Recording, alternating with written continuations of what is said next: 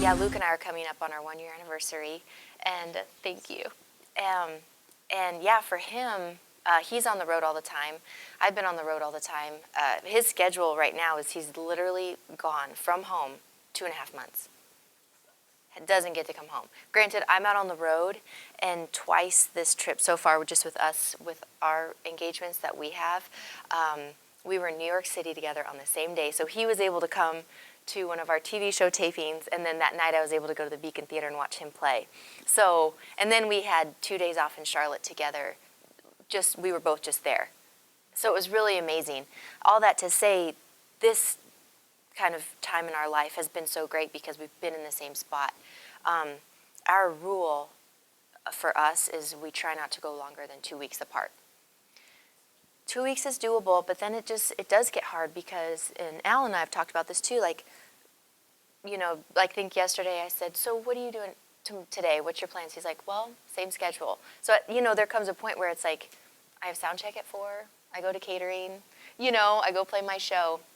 So to keep the marriage alive on the road is really important. When we got to see each other, you know, I made him a really fun lit up sign. So when he came to the hotel, that was there. He sent me a beautiful bouquet of flowers today. All those things help. And that's part of Shelby, being Shelby. I get her. I understand. It is lonely. It's literally, like we've talked about, why someone would make that mistake and have an affair. It's not just that someone does it. It's not how it works. It's little baby steps along the way that you make a choice. You make a choice and you're not going in the right direction, and then it happens. And that's just, it's a kind of like a check and balance in real life. I mean, the movie is so real. I kind of hat off to the filmmakers. They made a film about prioritizing marriage and didn't ask the lead actor to not prioritize his marriage in making that film. So hopefully you don't notice it, but there's only one time in the whole film that I kiss anyone, and it was actually my wife. So she doubled in. We did like 18 takes. I kept ruining them, so we had to keep doing them. It was a fun day. It was a good day.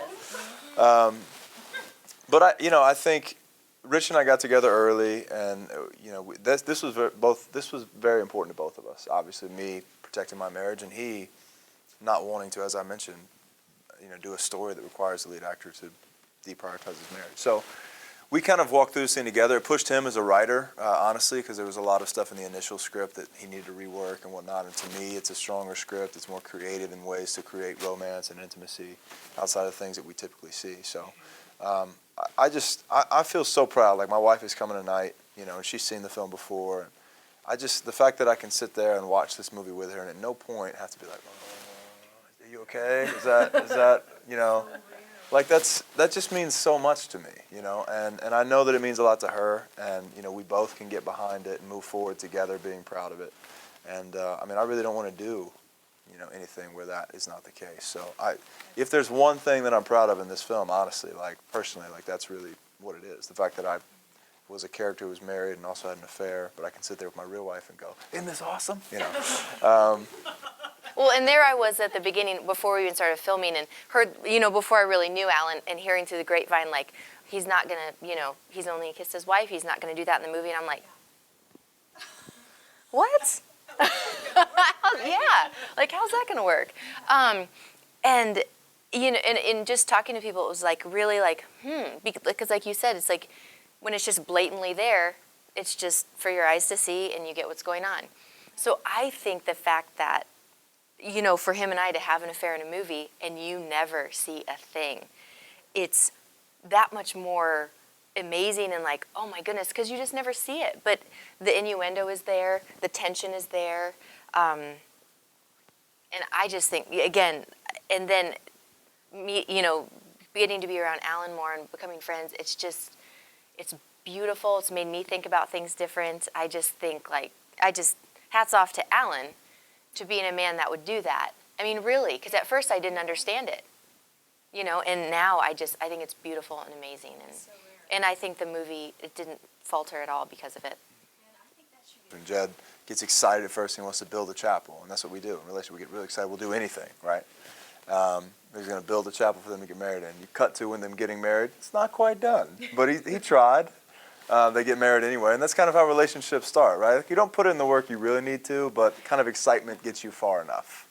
And then, they dive into life, and he goes off on the road, and he becomes famous, all this kind of stuff, and kind of neglects their relationship, really. And when things get rough, they need to go back to the vineyard, which is where the chapel is, and you see that it's kind of old and it's dusty. And when that happens, he gets in there and he wants to build it a little more. He wants to clean it up, just like he does with their relationship. Ask her to come out, all those kinds of things. Still doesn't finish it, but, put some effort in. Not all the way, but put some effort in.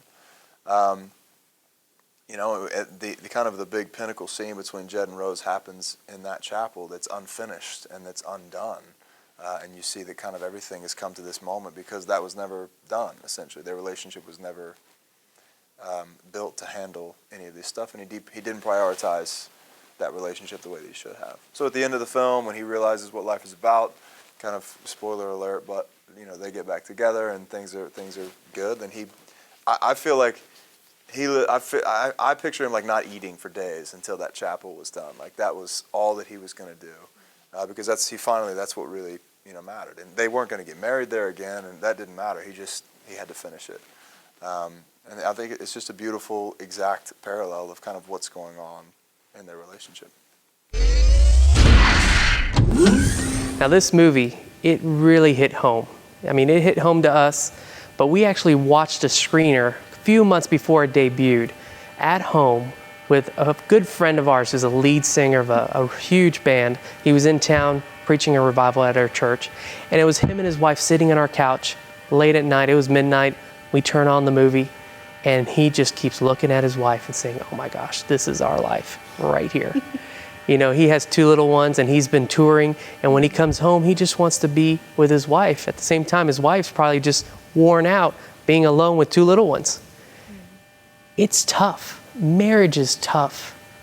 And that's why it's so interesting that God described our relationship with him, with Jesus, as a marriage. It's not something that you show up to the chapel and you just raise your hand and you say, "I do," and then it's over. Everything is just great. It takes work. And that's the same way with our relationship with God. It takes work, mainly from our end. We just have to keep spending time with God, spending that intimacy with him. That's what's with us. That's what we have to do. If I don't see my wife for months on tour like in this movie, and I come home and I just expect everything to be fine, it's not going to be fine. You have to make it work. And that's why I challenge you guys. Seek what a real relationship with Jesus is all about.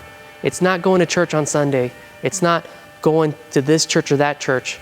It's having intimate time with God every single day. And as you work on your relationship with God, then your marriage, it'll work as you put God in the middle. There's a verse in the Bible that says a strand of 3 cords is not easily broken. You're one strand, your spouse is the other, and God's the third one, in there, intertwined, working together. I challenge you to do that. Excellent parallel. The song has been so influential in a local church and what they're trying to do with their marriage seminars. City on a Hill is actually coming out with a marriage booklet, and the information will be in our closing credits if you're interested in picking up one of those. Thank you guys so much for watching. We love you. We'll see you the next time. And if God is for you, who can be against you?